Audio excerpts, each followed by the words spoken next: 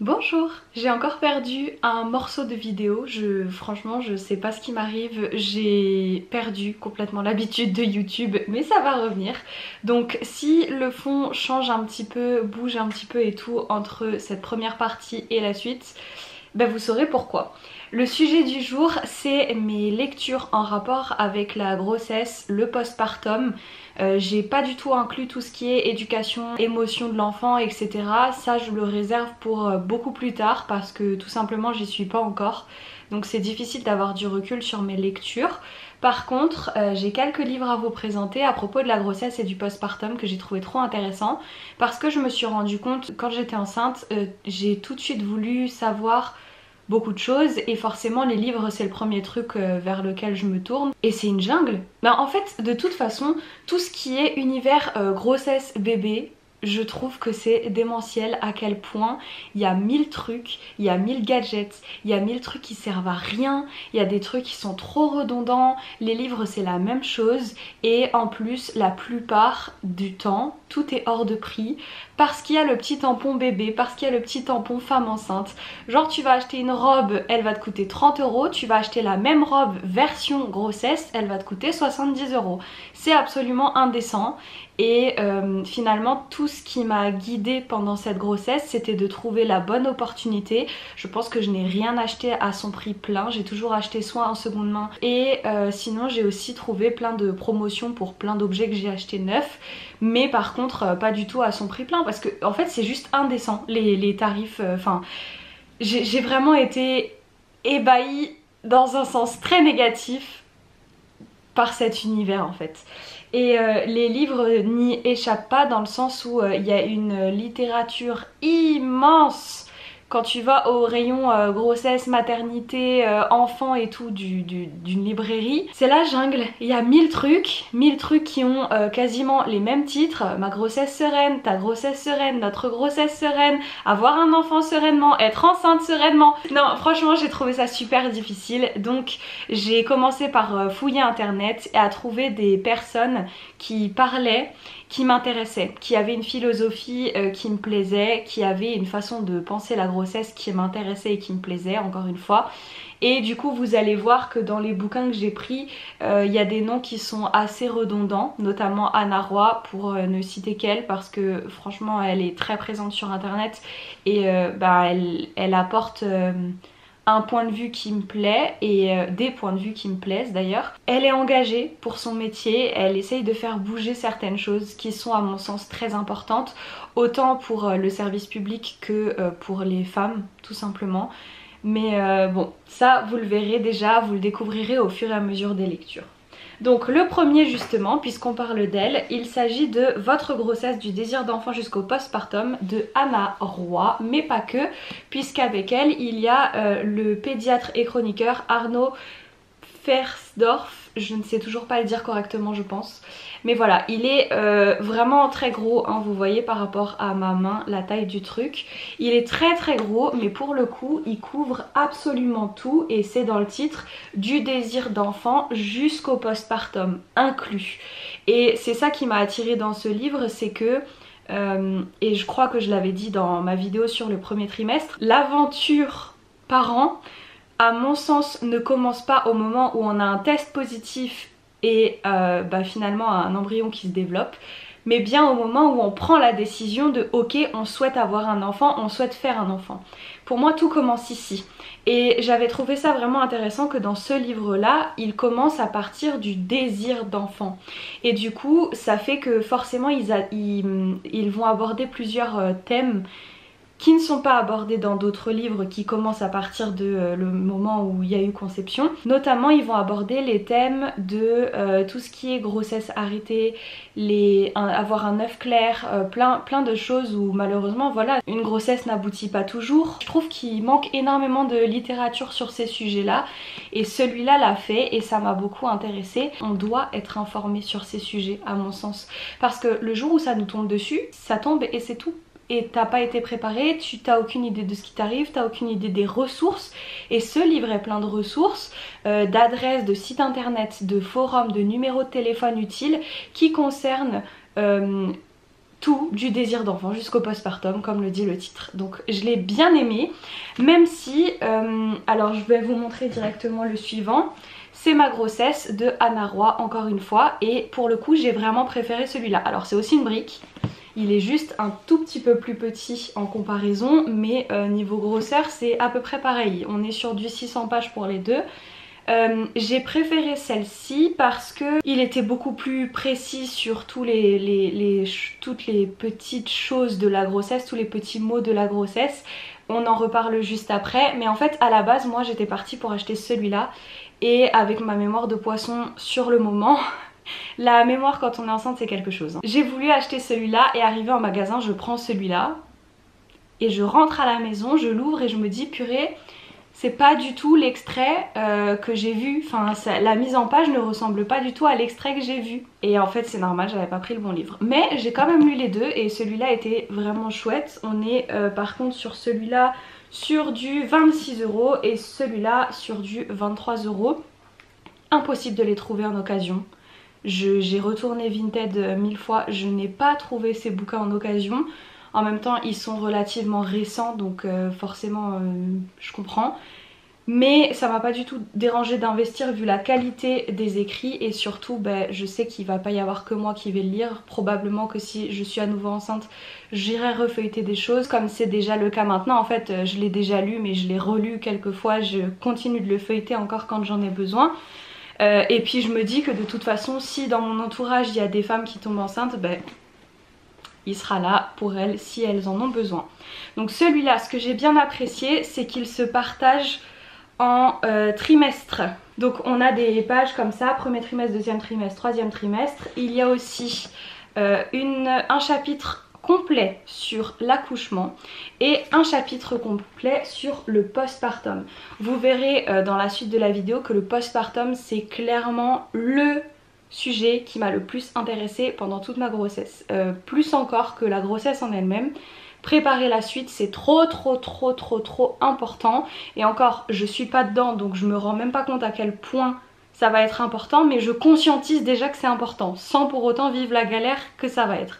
Donc on pourra toujours en reparler quand ce sera le bon moment, mais le postpartum m'intéresse beaucoup. Anna Roy c'est un de ses principal combat vu les livres qu'elle écrit, vous le verrez juste après. Ce livre il est divisé en 5 grandes parties, premier trimestre, deuxième, troisième, postpartum, accouchement et postpartum pardon, et chacun de ces grands thèmes va être divisé en petits chapitres. Les pages de chapitres c'est celle-ci, par exemple ici on est dans le premier trimestre, on a un chapitre sur découvrir la liste des interdits et donc vous avez plein de questions qui sont fréquemment posées. Pourquoi existe-t-il une liste d'interdits alimentaires? Faut-il la respecter à la lettre? Qu'est-ce que la toxoplasmose? Comment ne pas l'attraper? Comment éviter la listériose, la salmonelle? Est-ce que je peux garder mes animaux de compagnie? Si j'ai envie de manger certaines choses et pas d'autres, pourquoi? Est-ce que je dois boire plus de lait? Si je bois de l'alcool, est-ce que c'est grave? Si je fume, est-ce que c'est grave? Est-ce qu'il vaut mieux fumer que stresser à cause du manque? Cigarette électronique, mauvaise ou bonne idée? Dois-je éviter le soda, le café, les jus de fruits? Est-ce que je peux prendre des compléments alimentaires? Pourquoi les huiles essentielles sont interdites?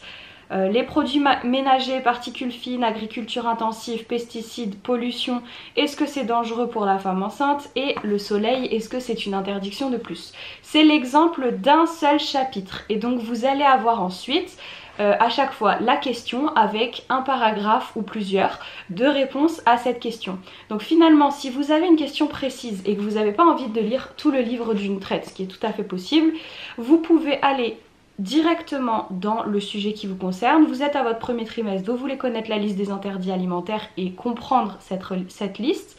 Vous avez un chapitre qui est dédié, vous avez 3 pages à lire votre question, c'est bon, vous avez la réponse, vous pouvez passer à autre chose.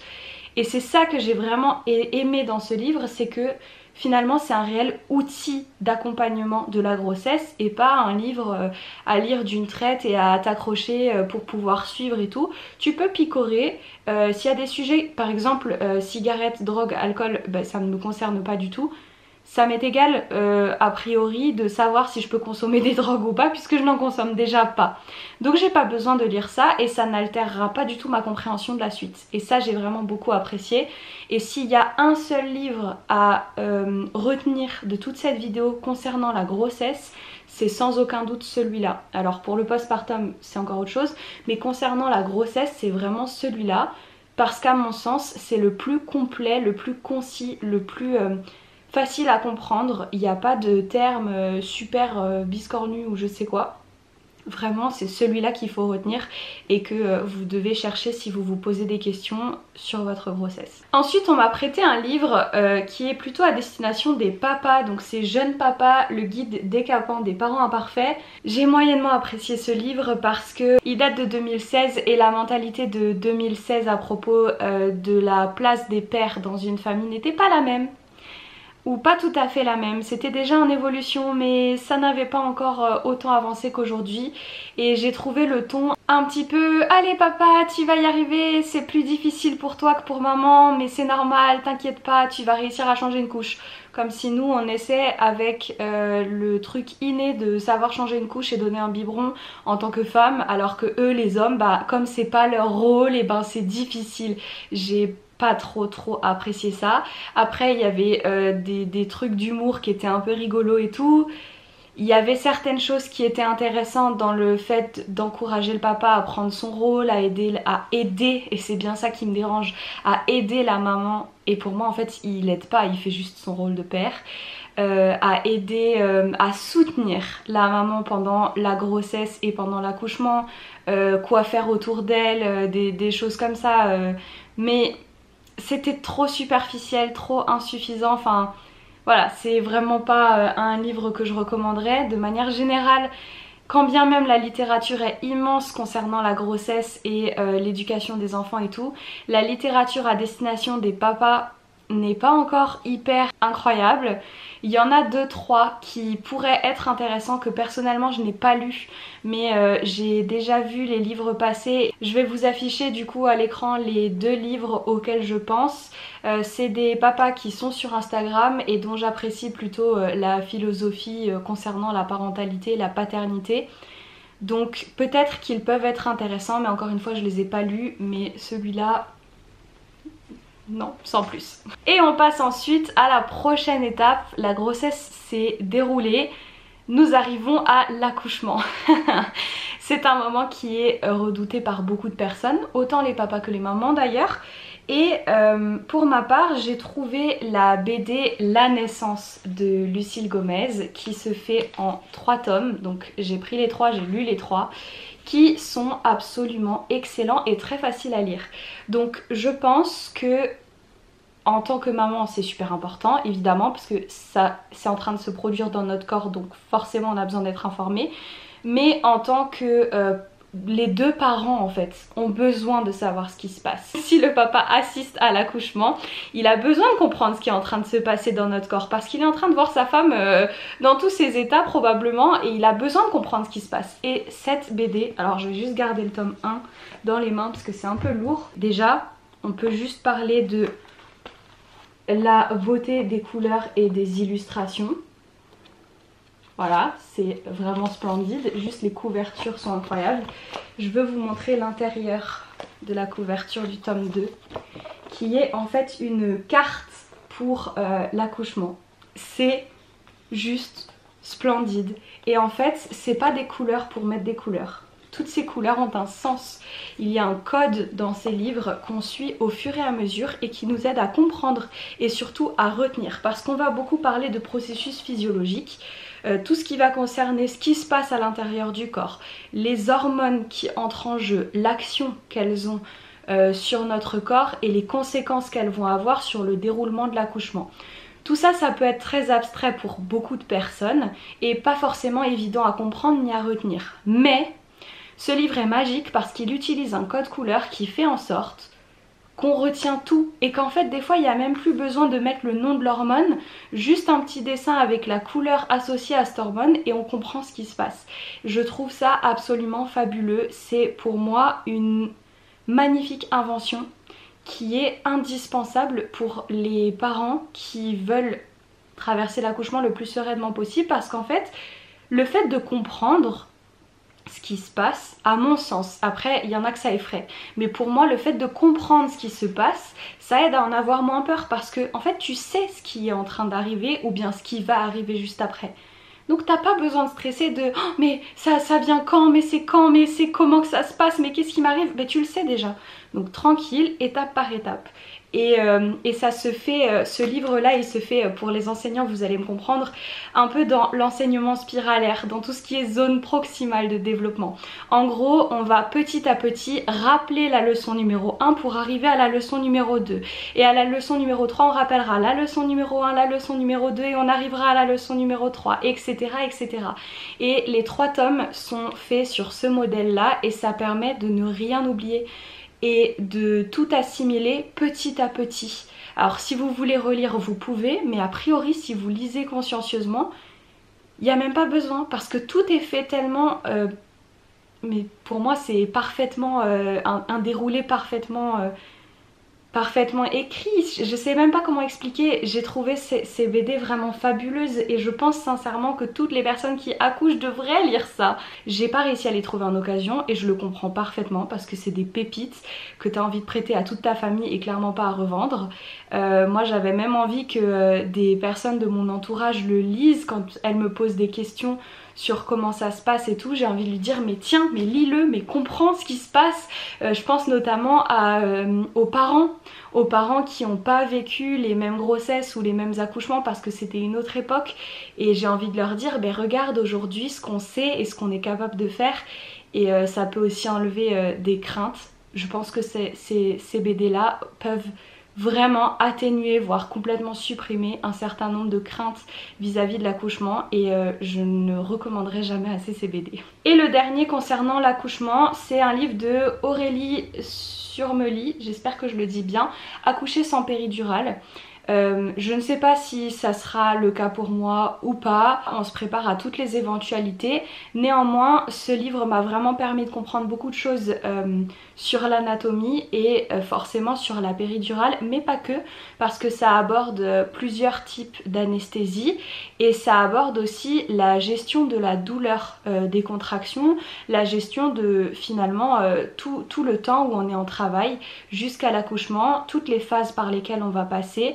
Et ça permet vraiment de comprendre concrètement qu'est-ce qui se passe dans le corps. Et on le voit en fait, il y a plein de schémas à l'intérieur qui expliquent comment ça se passe. Vous avez un petit schéma par exemple ici de comment est-ce que la péridurale elle est posée, où est-ce qu'elle est exactement. Et en fait finalement c'est vraiment concret, ça explique vraiment concrètement les choses.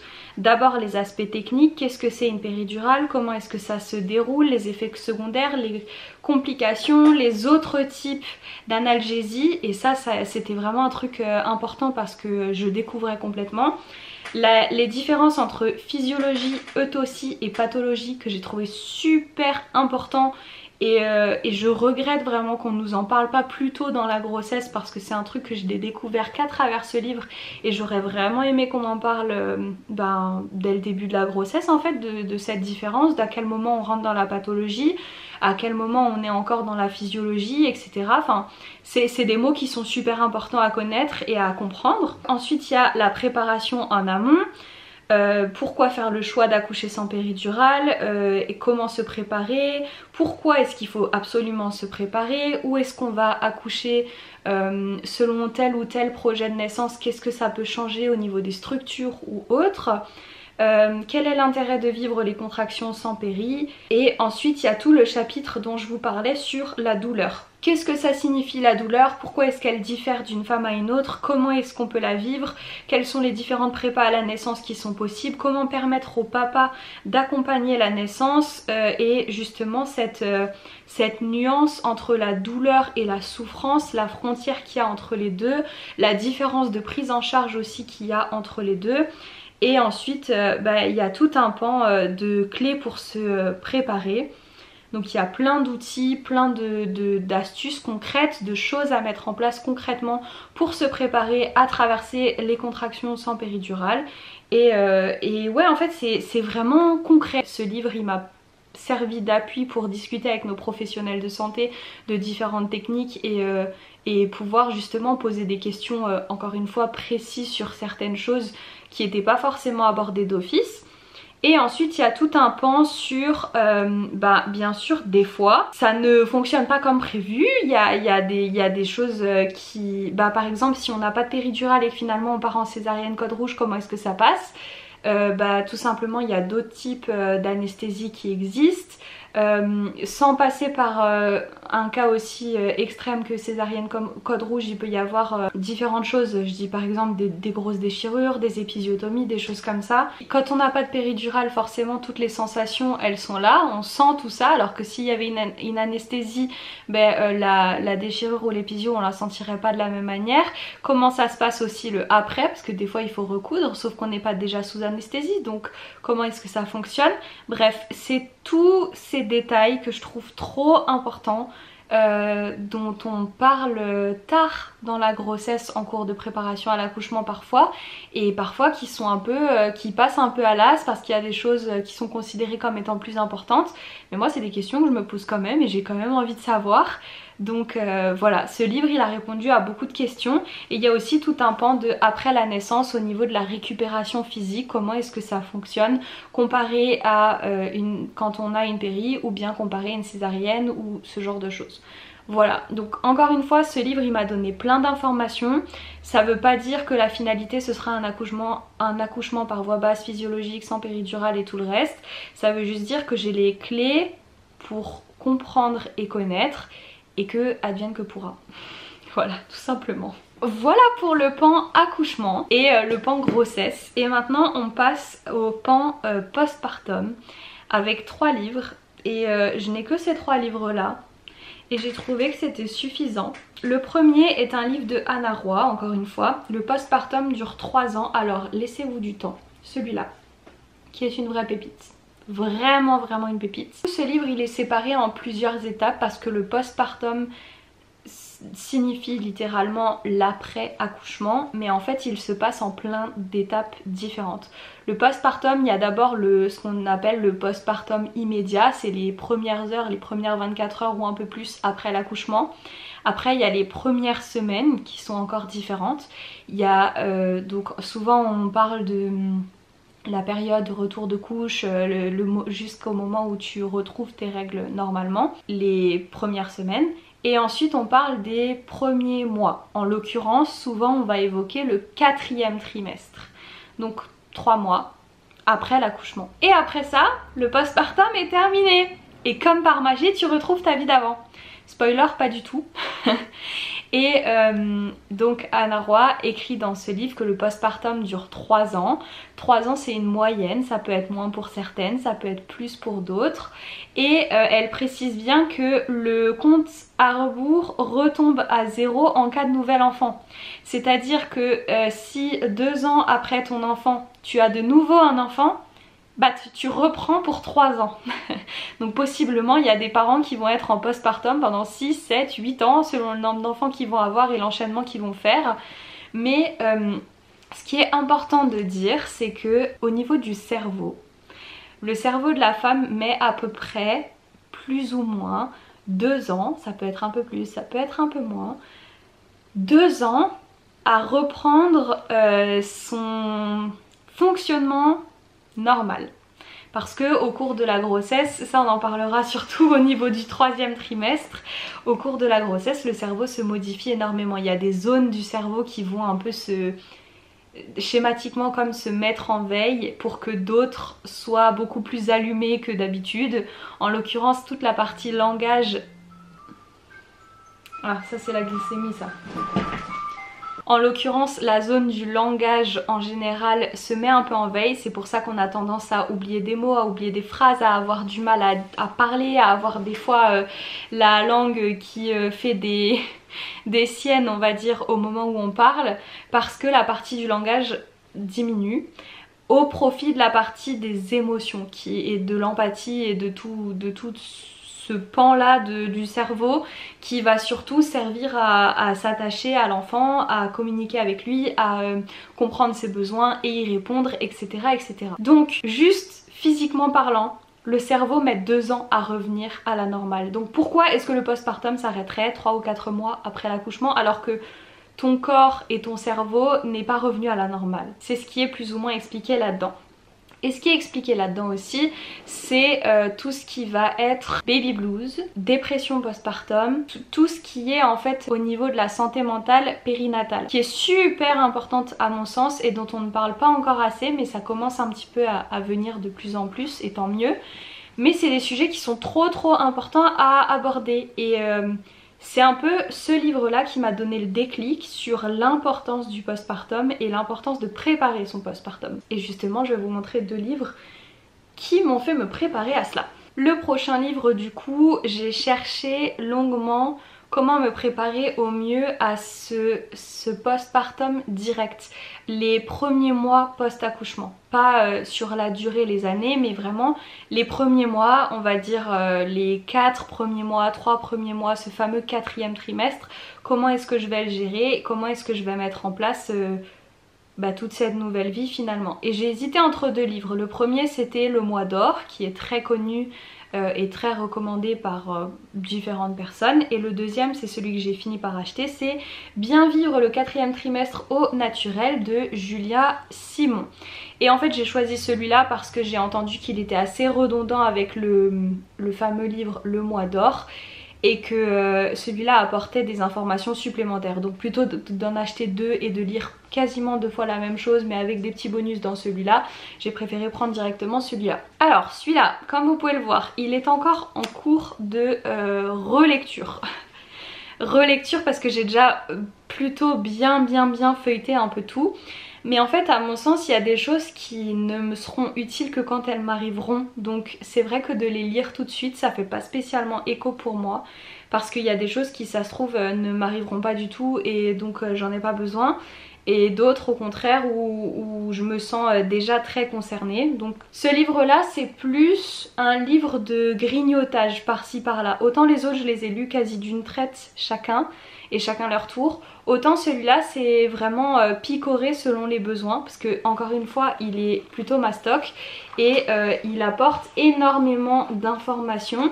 Oups. Autant des informations écrites que des informations visuelles. Il y a souvent des schémas quand il faut expliquer certaines choses et en fait ça va parler de plein de sujets. Si je vous lis le sommaire qui est vraiment pour le coup très résumé, il y a aborder le postpartum en confiance, le 3e trimestre, donc pour terminer la grossesse de la meilleure des manières, les premiers mois après l'accouchement, la naissance d'une mère, cette fameuse matrescence dont on ne parle pas suffisamment, et d'ailleurs ça c'est une ressource aussi que je vous donne au passage, le podcast La Matrescence que j'ai dévoré, qui est tellement intéressant et que je continue d'écouter assez régulièrement. Bien dans son corps et dans son couple, et pour le côté couple on en reparlera avec le prochain livre, et enfin des recettes. Et en fait ça parle vraiment de tout, de l'accouchement, de solutions naturelles pour différents petits maux de la grossesse, que ce soit les nausées par exemple typiquement, que ce soit certaines douleurs, des douleurs en postpartum aussi, comment soulager les tranchées, comment soulager les mastites si on allait, ou voilà, plein de choses comme ça. Au niveau de l'alimentation, qu'est-ce qui peut soutenir le corps, quels sont les aliments et quelles sont leurs propriétés qui peuvent soutenir le corps pendant les derniers mois de la grossesse, pendant les premiers mois du postpartum, voire même sur la durée. Au niveau du postpartum, il y a des recettes qui sont super intéressantes pour le postpartum justement et qui peuvent facilement se congeler pour avoir un petit stock les premiers jours ou les premières semaines. J'essayerai de vous reparler de ça dans une vidéo de comment moi je me suis préparée au postpartum et qu'est-ce que j'ai fait concrètement. J'ai pas encore fini tout ce que j'ai prévu de faire, mais c'est en bonne voie. En tout cas c'est vraiment un livre qui retrace énormément de choses, c'est une brique mais qui est absolument passionnante, et je pense qu'une très grosse partie de ce que vous avez besoin de savoir pour le postpartum est là-dedans, et qu'il n'y a pas forcément besoin d'avoir 50 livres sur le sujet. Tout comme le livre C'est ma grossesse de Anna Roy, ben celui-là, le 4e trimestre au naturel de Julia Simon, retrace l'essentiel de ce qu'il y a à savoir pour le postpartum encore une fois. Et justement, toujours dans le postpartum, on a encore un livre d'Anna Roy, Baby Clash, devenir parent sans s'étriper. Ça c'est un truc qui me faisait super peur quand je regardais des interviews, des témoignages de parents et tout. Je voyais le chamboulement que c'était. Donc on parle de matrescence ou de patrescence. C'est une sorte de crise d'adolescence version parent. Et forcément ça redistribue toutes les cartes, ça redistribue les cartes individuellement parlant, donc de nos propres identités à nous en tant qu'hommes, en tant que femmes, et forcément ça redistribue aussi les cartes du couple. Ça demande plein d'ajustements comme plein d'autres étapes de la vie, hein, mais ça c'est un chamboulement assez particulier. Et j'avais vraiment envie de m'y préparer en fait, d'avoir des clés concrètes de ok, si on est confronté à certaines situations où clairement ça va pas, parce que on est... moi j'imagine ça un peu comme une genre de plateforme instable où on doit rester debout dessus. Les tubes là, où il y a un tube et une planche dessus, il faut rester en équilibre dessus comme ça. C'est exactement ça que j'imagine quand j'imagine la vie de couple après un enfant. Même si on est super soudés avant et tout. Parce que je pense qu'il y a plein de choses qui sont remises en jeu. Et particulièrement si on parle ne serait-ce que de la fatigue physique, psychique, émotionnelle, l'accumulation aussi simplement du fait de ne pas dormir. Je sais que moi j'ai une mauvaise résistance au manque de sommeil. Donc forcément ça va entraîner des changements au sein du couple. Et donc j'avais vraiment envie d'avoir des clés dès le début pour pouvoir avoir des solutions au moment où ça nous arriverait. Et ce livre-là est une pépite pour ça, parce qu'en fait ce sont des cas concrets. Tout simplement, Anna Roy est donc sage-femme, elle va voir des gens chez eux après l'accouchement pour faire le suivi. Donc elle a été confrontée à tout un tas de cas différents, de couples différents, de familles différentes et d'expériences différentes. Et pour vous expliquer ce livre, quoi de mieux encore une fois que de vous expliquer par le sommaire. La première chose qu'elle fait dans ce livre, c'est d'expliquer concrètement qu'est-ce que c'est le baby clash. Aussi remettre en question le choix de ce mot de baby clash pour décrire ce phénomène, qui est peut-être pas forcément bien, qui remet un peu la faute sur l'enfant alors que non. Et ensuite elle dresse une liste. Pourquoi ça clash? Donc je vous dis les titres. Parce qu'on est crevé, parce que la vie sociale se réduit parfois à peau de chagrin, parce qu'on devient une entreprise, parce que notre vie regarde tout le monde, parce que notre enfant a un problème de santé, parce qu'on n'a plus de vie de couple, parce qu'on n'est plus raccord sur la sexualité, parce qu'on patauge sans recevoir d'aide, parce que nos casseroles nous rattrapent, parce qu'on n'est pas d'accord sur l'éducation et parce qu'on se met trop la pression. Donc 11 points qu'elle va aborder en expliquant à travers une expérience qu'elle a pu vivre avec certains patients, en racontant anonymement bien sûr, voilà, on a madame et monsieur truc qui ont un gros problème de sommeil par exemple, et voilà qu'est-ce que ça va entraîner au niveau du baby clash. Voilà la solution que je leur ai proposée, voilà ce qu'ils ont mis en place et voilà quel a été le résultat. Et en fait, j'ai eu l'impression d'avoir plein de clés à disposition en me disant ah bah oui, si on a un problème et que ça clash parce qu'on a un problème de sommeil, on va essayer de mettre ça en place. Et ça a ouvert plein de discussions à la maison avec monsieur et même aussi avec nos parents respectifs, parce que il faut un village pour éduquer un enfant, il faut un village pour s'occuper d'un enfant, d'un nouveau-né, et probablement parfois on va avoir besoin d'aide. Et d'avoir des personnes ressources c'est super important, et nos parents forcément sont en première ligne de ça. Il n'est pas du tout question de leur transférer la responsabilité de l'enfant bien entendu, mais juste de... En fait justement, ils doivent pas s'occuper de notre enfant, ils doivent s'occuper de leur propre enfant, c'est-à-dire nous. Voilà, et ça a ouvert plein de discussions trop intéressantes sur ok, quel rôle peut prendre chaque personne pour que tout ça se déroule au mieux, pour que quand il y a des soucis ça puisse se régler le plus facilement possible, pour qu'on n'en arrive pas au moment où on peut plus se voir. Et il y a quand même énormément de divorces dans les 2 premières années de vie d'un enfant. Et c'est super dommage et c'est pas du tout ce qu'on souhaite bien entendu. Et donc forcément, moi je fais pas partie de ceux qui disent l'amour ça suffit dans un couple. Pour moi il faut énormément d'amour bien entendu, mais il faut aussi beaucoup de travail, beaucoup de patience, beaucoup de communication et plein d'autres ingrédients super importants bien entendu. Mais parmi tout ça, il y a du boulot, en fait, de concertation et de ok, concrètement, on va faire quoi? On va faire comment? Quelles sont les décisions qu'on va prendre pour que ça se passe au mieux? Quels sont les process qu'on va mettre en place pour que ça se passe au mieux? Comment est-ce qu'on peut ajuster nos process au fur et à mesure de ce qu'on apprend pour que ça se passe au mieux?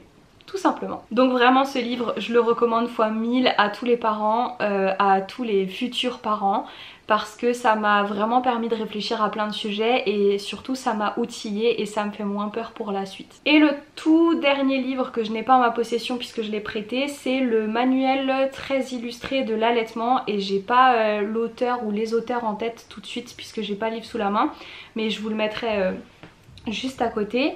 Et ce livre là est une pépite absolue au niveau de l'allaitement, si c'est un projet que vous avez, parce que ça explique vraiment trop bien comment ça fonctionne, comment le mettre en place, quelles sont les positions à utiliser pour favoriser, quelles sont les différentes choses à faire en fait pour que ça fonctionne au mieux, quelles sont les choses à faire en cas de petits soucis, en cas de gros soucis, quelles sont les personnes ressources à contacter, quelles sont les associations aussi qu'on peut contacter, quelles sont toutes les choses finalement qu'on peut faire pour que l'allaitement se passe au mieux, quel est le matériel dont on a besoin, quel est le matériel qui est optionnel mais qui peut être pratique, comment ça fonctionne au niveau de la conservation du lait par exemple, ou réchauffer du lait maternel, comment ça se passe, etc. etc.